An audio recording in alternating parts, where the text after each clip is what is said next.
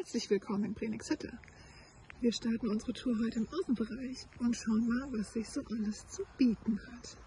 Das ist unser Haupteingang. Da gehen wir jetzt mal rein.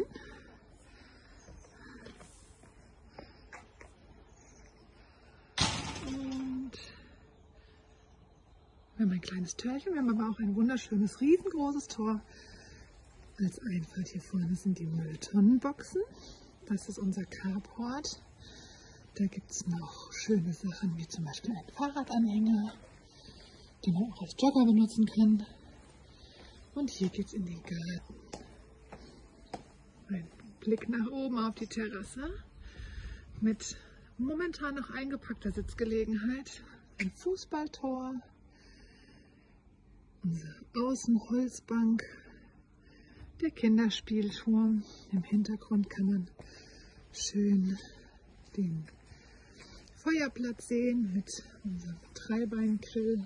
Kann man wunderschön Lagerfeuer machen, Stockbrot, ganz viele tolle Sachen. Trampolin für die Kinder, der große Pool, noch abgedeckt, kann man nutzen, sowohl mit als auch ohne Dach. Hier vorne ist ein bisschen aufgeschoben. Im Moment ist noch der Ruder drin, um es schön sauber zu machen für unsere Gäste.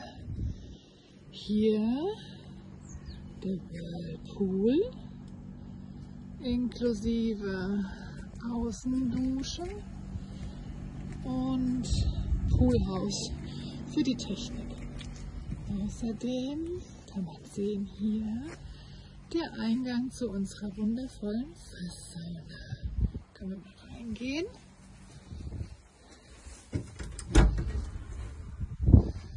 Schön mit einem kleinen Innenbereich zum Umziehen und